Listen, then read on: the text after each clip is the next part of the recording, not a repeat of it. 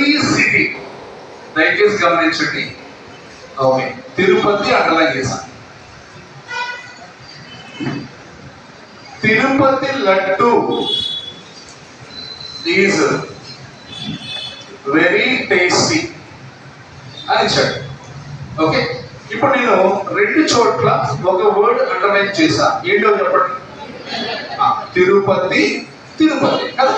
Okay, ఇప్పుడు ఈ Tirupati parts of speech అడిగితే నౌనా, ప్రొనౌనా, వర్బా, యాడ్జెక్టివ్? సూపర్. నౌన్. ఏ noun sir? Proper noun, because name of a particular place. అయిపోయింది. కింద చదువు.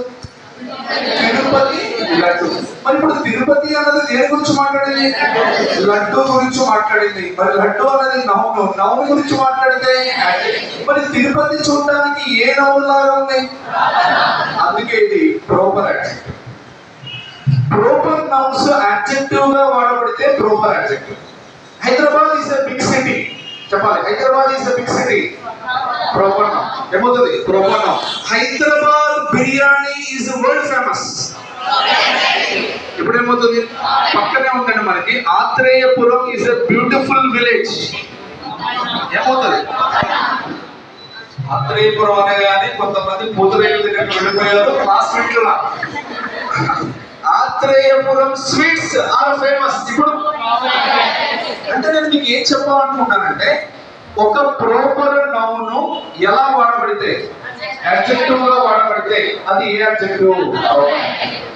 India is a beautiful country. Indian army. అప్పుడు ఇండియన్.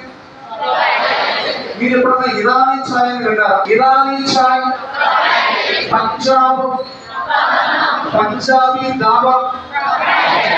ఆంధ్రప్రదేశ్. అడ్జెక్టివ్స్ అన్ని క్యాపిటల్ లెటర్ తో వాడబడతాయి.